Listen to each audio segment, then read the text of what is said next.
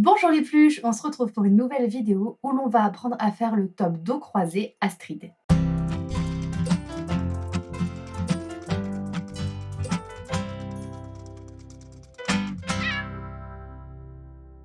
Alors, vous allez me dire, ok, c'est qui décidé de réaliser en fait le top qui est présenté là-dedans. Donc, ça s'appelle Homeware, 15 modèles douillets à porter chez soi ou à l'extérieur. Il peut y avoir des nuisettes, des pyjamas, des bodys, vraiment il y a énormément de choses. C'est de la collection mangoedition.com. Je vous mettrai tout en barre d'infos si le livre vous intéresse. Et donc, le top Astrid, c'est celui-ci. Donc ça fait un petit peu top de haut de pyjama, mais moi je me dis que par-dessus une petite jupe ou quelque chose, ça pourrait être très sympa.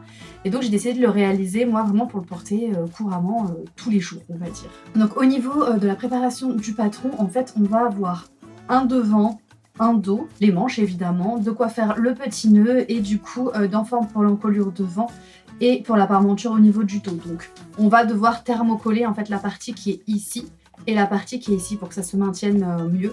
Et donc vous avez les deux dos, un devant et les manches et de quoi faire le petit nœud. Voilà. Donc nous, ce qu'on nous conseille, c'est de prendre 1,20 m de tissu en 1,40 m de large. Moi, je vais vous montrer ce que j'ai choisi.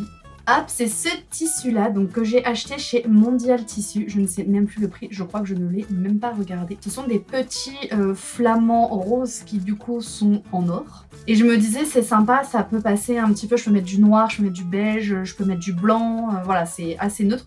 Je trouvais le motif assez rigolo et du coup moi j'en ai pris 1,50 m parce que comme j'aimais bien le tissu, je me suis dit j'aimerais bien qu'il m'en reste pour pouvoir faire autre chose. Donc j'ai 1,50 m sur 1,50 m, donc là je suis à large et dans tous les cas il faudra bien que je fasse attention au sens du motif, donc je vais pas placer mes pièces n'importe comment. Faut bien que je fasse attention que mes flamants aient la tête en haut. On va avoir besoin de 2 pressions invisibles, de thermocollants et voilà. Et avec tout ça, on devrait être fin prêt pour commencer notre couture. Alors l'avantage du livre, c'était comme celui pour la nuisette dont je vous avais parlé, alors c'est pas le même livre, mais en fait c'est que vous avez réellement des photos, c'est pas des schémas. Et donc l'avantage des photos, je trouve que c'est beaucoup plus explicite. Vous voyez, c'est des étapes assez rapides, hein. Donc on va devoir suivre, donc il y a 8 étapes, donc ça va, c'est relativement simple je trouve. Première étape, je couds les pinces poitrine.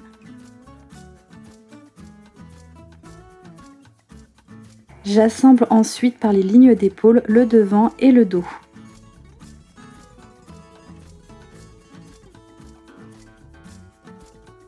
J'assemble endroit contre endroit les manches à plat le long des emmanchures correspondantes.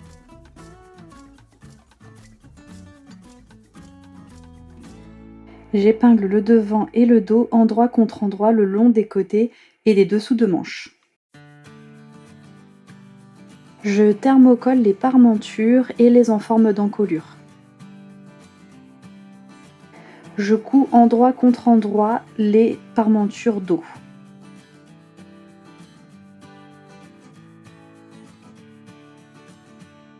J'assemble les enformes d'encolure endroit contre endroit. Surfile le tour extérieur. J'assemble les enformes d'encolure endroit contre endroit. Je crampe mon encolure avant de la retourner à l'intérieur du vêtement. Je repasse et je surpique. Je fixe les pressions invisibles aux endroits voulus, de part et d'autre de mon dos.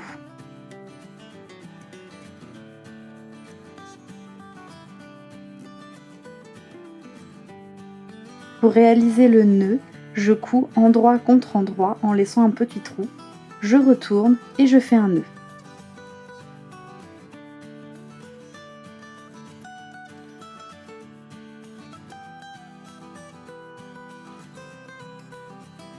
Il ne me reste plus qu'à faire mes ourlets de bas de manche et de bas du vêtement.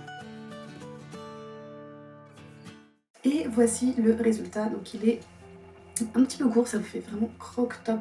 Donc je pense que si je le refais, je ferai un modèle un petit peu plus long, je pense.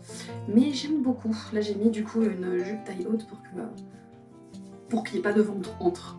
Dans le dos, voilà ce que ça fait. Là j'ai mis le dragon, il est peut-être un peu épais, mais au moins ça se maintient bien. Donc le petit nœud du côté droit, j'ai mis moi un t-shirt noir pour aller avec et un petit peu de transparence. On peut imaginer mettre ici une espèce de voilage ou quelque chose si on veut fermer, sinon un débardeur ou en été rien du tout.